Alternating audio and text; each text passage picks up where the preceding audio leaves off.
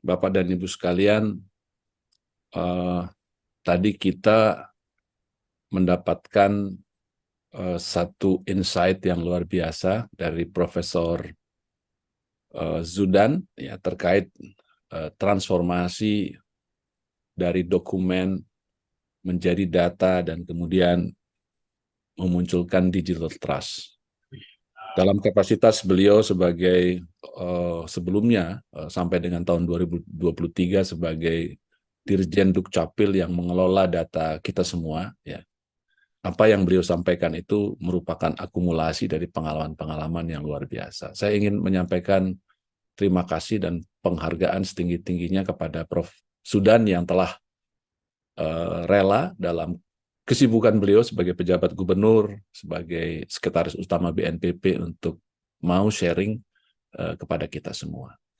Dan Profesor Abu Bakar Munir, beliau telah memberikan pencerahan kepada kita semua. Bagaimana kita melakukan checking gitu ya terhadap perusahaan atau institusi kita dan bagaimana kita telah melindungi data pribadi dan juga bahkan beliau menyampaikan bagaimana langkah-langkah yang perlu kita lakukan untuk mulai comply ya, karena compliance terhadap peraturan perundang-undangan itu tidak harus menunggu sepenuhnya undang-undang itu berlaku, tapi sudah kita harus lakukan dari sekarang. Tugas saya sekarang ingin menyampaikan bagaimana kita memastikan bahwa undang-undang pelindungan data pribadi ini efektif di dalam implementasinya. Karena kalau undang-undang itu tidak efektif, maka itu hanya menjadi tulisan saja yang indah-indah ya. Tetapi kita ingin memastikan bahwa undang-undang itu efektif dalam implementasinya dan bagaimana kita perlu memastikan ya efektivitas implementasinya sehingga kita juga dapat memastikan apa yang menjadi dampak yang diharapkan yang bisa dicapai dari implementasinya. Slide selanjutnya, ini adalah sistematiknya, kita mulai dari pengantar, kemudian bagaimana pentingnya regulasi itu efektif di dalam implementasinya. Kemudian kita tahu, Bapak dan Ibu sekalian tahu, meskipun sebagian mungkin pada saat pelatihan Undang-Undang PDP-nya belum ada dan sekarang sudah ada, nah, kita mungkin perlu melihat secara garis besar tentang apa isinya dan bagaimana aturan pelaksanaannya. Ya, karena undang-undang itu sendiri tanpa aturan pelaksanaannya, saya rasa tidak akan operasional di dalam implementasinya. Dan untuk itu kita juga melihat ada berbagai tantangan, Bapak Ibu sekalian, dan bagaimana kita sebagai organisasi, sebagai pelaku, ya, sebagai dunia usaha dan lain sebagainya, ikut berkontribusi ya bagaimana mengatasi berbagai tantangan yang terkait dengan implementasi Undang-Undang Pelindungan Data Pribadi dan tentu saja langkah-langkah ke depannya seperti apa. Next slide. Ya, jadi meskipun selama ini sudah banyak aturan-aturan yang secara scattered mengatur tentang pelindungan data pribadi, tetapi kita harus mengatakan bahwa Undang-Undang Pelindungan Data Pribadi ini adalah undang-undang yang paling komprehensif dan terkini yang mengatur tentang pelindungan data pribadi di Indonesia. Dan kalau kita ingin memastikan undang-undang itu berlaku secara efektif, maka tentu harus ada berbagai persiapan-persiapan dan langkah-langkah yang perlu kita lakukan. Ya, di sini kita melihat bahwa ada berbagai tantangan. Ya, tantangan itu tentu harus kita atasi bersama, karena ini bukan hanya undang-undangnya pemerintah, tapi undang-undang kita semua. Ya, dan kita ujungnya adalah memastikan efektivitas implementasi daripada undang-undang ini. Slide selanjutnya mengenai pentingnya regulasi yang efektif. Ya, secara teoretik yang namanya regulasi itu adalah satu bentuk intervensi pemerintah untuk menyelesaikan akar masalah, ya, dan masalah-masalah yang timbul di dalam suatu bidang atau sektor. Dan Kalau kita berbicara tentang regulasi yang baik, itu tidak hanya sekedar baik dari sisi bagaimana merumuskannya itu di dalam norma, tetapi bagaimana memastikan bahwa peraturan itu dapat diimplementasikan dengan baik, bagaimana regulatory delivery-nya, dan juga memastikan bahwa ada satu mekanisme pengawasan yang baik, ya, untuk juga memastikan efektivitas dan implementasi daripada peraturan. Dan dalam rangka memastikan efektivitas itu memang harus ada langkah-langkah persiapan, ya. Persiapan implementasi, kita harus cek bagaimana dari sisi organisasi, struktur organisasi, kelembagaan, dan lain sebagainya, dari sisi sarana prasarananya, dari sisi sumber daya manusianya, dan juga dari sisi mungkin pendanaannya, dan lain sebagainya. Next slide, sekarang kita lihat Undang-Undang Pelindungan Data Pribadi kita, apa isinya, dan aturan-aturan apa saja, ya, yang harus dielaborasikan, ya, di dalam penjabaran daripada Undang-Undang Pelindungan Data Pribadi. Next slide. Slide selanjutnya, ya, kalau kita lihat secara garis besar, ya, Undang-Undang Pelindungan Data Pribadi terdiri dari ketentuan umum, prinsip-prinsip, tipe-tipe data pribadi, hak-hak subjek data pribadi dan pengecualiannya, kemudian pemrosesan data pribadi, kemudian kewajiban data controller dan data processors, bagaimana tentang transfer data, kemudian sanksi administratif. Next slide. Ya, kemudian masalah kelembagaan, kerjasama internasional, partisipasi publik atau masyarakat, mekanisme penyelesaian sengketa, larangan penggunaan data pribadi, ketentuan pidana, ketentuan peralihan, dan juga ketentuan penutup. Ya, jadi ada 76 pasal yang terkait dengan isi daripada Undang-Undang Pelindungan Data Pribadi. Next slide. Dan kalau kita cermati, Undang-Undang Pelindungan Data Pribadi itu memandatkan adanya aturan pelaksanaan, ya, baik dalam bentuk misalnya peraturan pemerintah yang terkait dengan tugas dan wewenang lembaga pengawas atau supervisory authority, kemudian peraturan pemerintah tentang sanksi, peraturan pemerintah tentang transfer data pribadi, peraturan pemerintah tentang DPO, peraturan pemerintah tentang prosedur notifikasi. Ya, next slide. Juga peraturan pemerintah tentang Data Protection Impact Assessment, peraturan pemerintah tentang pemrosesan data, peraturan pemerintah tentang hak daripada subjek data untuk melakukan transfer data, kemudian peraturan pemerintah tentang kompensasi yang terkait dengan pemrosesan data, dan juga ada satu Perpres tentang pembentukan lembaga pengawas.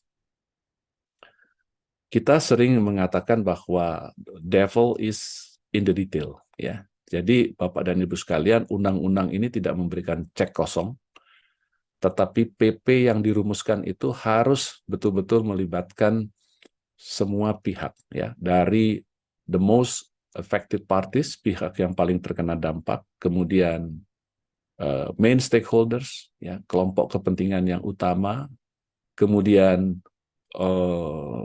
kelompok kepentingan atau interest group, dan juga termasuk kelompok advokasi. Dan kita mungkin menjadi salah satu bagian daripada pihak yang perlu dikonsultasikan tentang bagaimana aturan pelaksanaan daripada Undang-Undang Pelindungan Data Pribadi.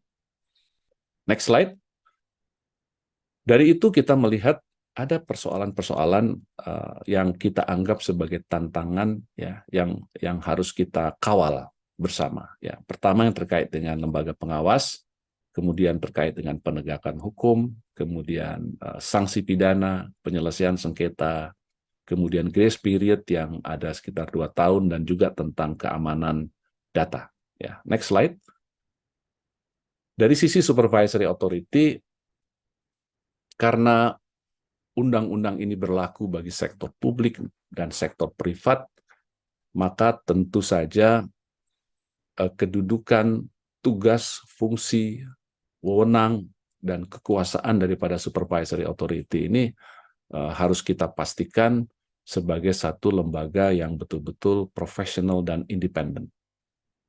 Dan tentu saja lembaga pengawas ini mesti dilengkapi dengan berbagai tugas, kewenangan, dan kekuasaan yang memadai. Ya. Dan untuk memastikan kinerja yang terbaik daripada lembaga pengawas ini, tentu nantinya kita mengharapkan bahwa commissioners yang ada pada supervisory authority ini harus mencerminkan keahlian ya dan wakil dari berbagai pihak, baik pada sektor publik maupun pada sektor privat. Itu yang pertama ya. Next slide. Yang kedua tentang law enforcement atau penegakan hukumnya. Tentu kita ingin ada satu penegakan hukum yang adil. Dan dalam konteks penegakan hukum memang langkah awal yang perlu kita lakukan adalah mendorong ya edukasi dan awareness kepada masyarakat tentang pentingnya pelindungan data pribadi. Kemudian juga ada pendekatan-pendekatan self-regulatory yang dilakukan, misalnya oleh dunia industri, ya, untuk mengembangkan satu praksis terbaik, praksis umum. Ini harusnya kita dorong. Ya. Kemudian juga kita perlu mendorong partisipasi publik. Next slide. Ya, ini tentang sanksi pidana. Ya. Kita menginginkan bahwa pelindungan data pribadi itu bisa mendorong bisnis, bisa mendorong transfer of personal data, transboundary flow of personal data, dan oleh karenanya itu kita tidak menginginkan satu hukum yang sangat tegas dan keras, ya, yang kita sebut dengan draconian law. Ya. Jadi jangan nanti ujung-ujungnya kriminalisasi, tetapi lebih kepada mengeksplorasi cara-cara yang bisa kita dorong ya untuk memastikan kepatuhan ya, dari memberikan peringatan ya, kemudian sampai dengan sanksi-sanksi administratif. Jadi sanksi pidana kita harapkan itu merupakan ultimum remedium saja ya. Next slide terkait dengan mekanisme penyelesaian sengketa.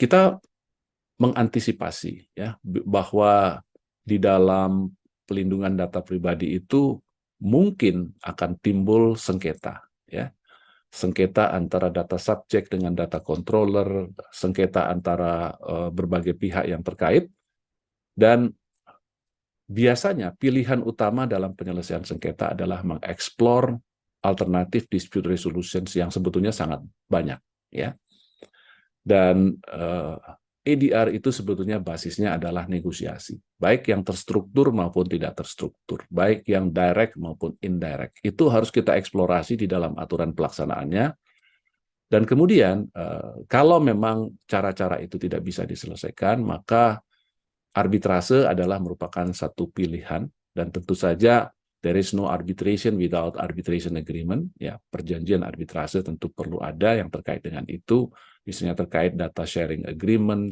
terkait dengan hal-hal yang sifatnya kontraktual. Kemudian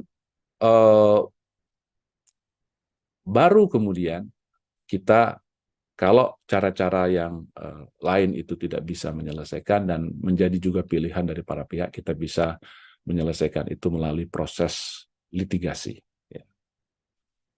Slide selanjutnya ini terkait dengan grace period. Ya. Jadi kalau kita baca isi daripada Undang-Undang Pelindungan Data Pribadi, maka baik pengendali data maupun pemroses data dan pihak-pihak lainnya yang terlibat di dalam pemrosesan data pribadi wajib menyesuaikan pemrosesan yang mereka lakukan